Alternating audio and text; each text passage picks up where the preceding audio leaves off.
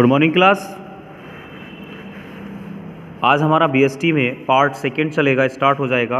और part second में बेटा हम फर्स्ट चैप्टर स्टार्ट कराएंगे, business financing and marketing. Business financing and marketing ये हमारा इस पार्ट में सिलेबस है, जबकि हमारा मार्केटिंग का चैप्टर प्रीवियस फर्स्ट टर्म में हम कंप्लीट कर चुके हैं। आज हमारा जो चैप्टर होगा वो होगा फाइनेंशियल मैनेजमेंट, ठीक है ना। चैप्टर 4 है ये, और चैप्टर 4 में देखिए क्या दिया हुआ है, फाइनेंशियल मैनेजमेंट। यानी इस चैप्टर के अंदर हमारा दो चीज़ें इंक्लूडेड हुई हैं, एक तो फाइनेंस इंक्लूड हुआ है, एक मैनेजमेंट इंक्लूड हुआ है। दो चीज़ें इस चैप्टर के अंदर इंक्लूड हुई है।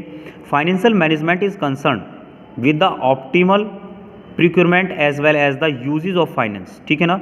फाइनेंशियल मैनेजमेंट से हमारा तात्पर्य है कि हम जो प्रिक्योरमेंट हमारे पास होते हैं, जो रिसोर्सेज हमारे पास होते हैं, as well as usages of finance, उनको हम with the help of finance से ही यूजेज करते हैं।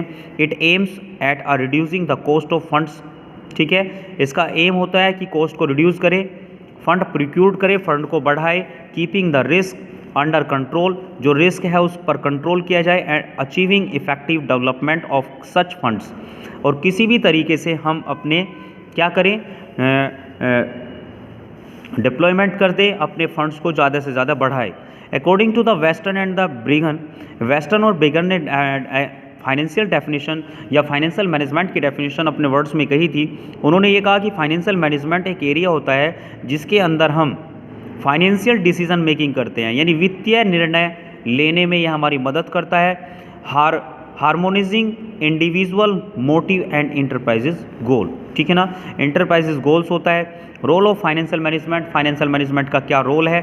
Determines the size and composition of fix assets, इससे हम यह आइडेंटिफाई करते हैं कि बिजनेस के अंदर बिजनेस का आकार क्या है, उसकी एसेट्स क्या हैं, ठीक है ना। Deciding the quantum of current assets, और उससे ये भी पता चल जाता है कि हमारे पास करंट एसेट्स कितना है। And it's breakup into cash, और उसको हम कैश में किस तरीके से कन्वर्ट कर सकते हैं, इन्वेंट्री कितना है और हमारे पास कितना पैसा रिसीव में आएगा, ठीक है ना। ये फाइनेंशियल मैनेजमेंट का रोल होता है। Deciding the amount of long term, हमारे पास ये भी डिसाइड कराता है फाइनेंशियल मैनेजमेंट कि हमारे पास कितनी लॉन्ग टर्म एसेट्स है, कितनी शॉर्ट टर्म फंड्स है हमारे पास, और उसको किस तरीके से यूज़ करना है। Determining breakup the long term financing into the डेब्ट इक्विटी, ठीक है ना। ये कह रहा है determining breakup this long term financing, जो लॉन्ग टर्म फाइनेंसिंग होती है उसको किस तरीके से डेब्ट और इक्विटी में कन्वर्ट करना है। Determining the quantum of the all items in the profit and loss account, यानी सारे आइटम्स जो हैं क्वांटम जो होते हैं हमारे, या तो प्रॉफिट करते हैं या लॉस इनकर्ड करते हैं, जैसे interest, expenses, depreciation etcetera.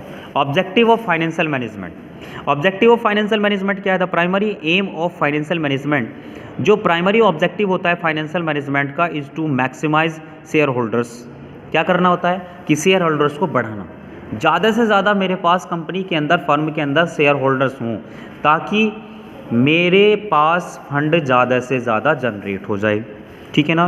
Wealth which is referred to as wealth maximisation concept, यानी धन को किस तरीके से ज़्यादा किया जाए।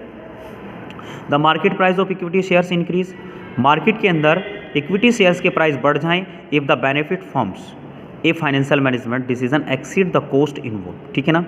यदि बेनिफिट होगा किसको, फाइनेंशियल मैनेजमेंट को, तो वो डिसीजन लेगा और बढ़ाएगा किसको, कॉस्ट ज़्यादा से ज़्यादा इन्वॉल्व कर देगा उसके अंदर, क्योंकि वहाँ पर क्या हो रहा है, मार्केट के अंदर उसके इक्विटी शेयर्स के प्राइस क्या हो रहे हैं बेटा, इक्विटी शेयर्स के प्राइस इंक्रीज हो रहे हैं। देयरफॉर, इसलिए those financial decision are taken, सभी financial decisions taken which are ultimately prove to be gainful and maximize the current price, ठीक है। करंट प्राइस जो है कंपनी के इक्विटी शेयर्स का जो है अल्टीमेटली बढ़ना चाहिए with the primary objective of wealth maximisation, इसीलिए कंपनी का जो प्राइमरी ऑब्जेक्टिव होता है वो होता है वेल्थ को मैक्सिमाइजेशन करना, धन को बढ़ाना। Following objective are also achieve, fund should be deployed in such a way that return from an investment exceed its cost, यदि कॉस्ट बढ़ जाती है तो इन्वेस्टमेंट भी बढ़ता है, और जैसे इन्वेस्टमेंट बढ़ेगा तो रिटर्न भी हमारा क्या होगा, ज़्यादा होगा, और हमारा फंड जो है रेज हो जाएगा। To raise fund at minimum cost, हम फंड को कैसे रेज कर सकते हैं, फंड को रेज किया जा सकता है मिनिमम कॉस्ट पर और मैक्सिमम मिनिमम रिस्क पर। मिनिमम कॉस्ट हो, मैक्सिमम मिनिमम रिस्क हो, थ्रू इफेक्टिव फाइनेंशियल डिसीजन, हम आसानी से क्या कर सकते हैं, इफेक्टिव डिसीजंस को ले सकते हैं। द मेंटेन फाइनेंशियल लिक्विडिटी, हम मेंटेन कर सकते हैं जो हमारी फाइनेंशियल लिक्विडिटी है उसको भी एंड प्रॉफिटेबिलिटी को भी थ्रू वर्किंग कैपिटल डिसीजन। किससे ले सकते हैं? वर्किंग कैपिटल डिसीजन से हम क्या कर सकते हैं? डे बाय डे के रिक्वायरमेंट के लिए हमें कैपिटल की रिक्वायरमेंट्स होती है, that is called is working capital decision. ठीक है ना? वर्किंग कैपिटल डिसीजन तभी ले सकते हैं जब हमें क्या हो, हम मेंटेन करके चले फाइनेंशियल लिक्विडिटी को और प्रॉफिटेबिलिटी को। To ensure safety of fund by creating reserve, ठीक है ना? जो एंश्योर सेफ्टी ऑफ फंड, जो हम अपने सेफ्टी के लिए रखते हैं फंड, वो उसके लिए हम क्या करते हैं? उसको रिजर्व में बना के रखते हैं। री इन्वेस्टमेंट ऑफ प्रॉफिट एक्सेट्रा। आगे फाइनेंशियल डिसीजन की बात आती है।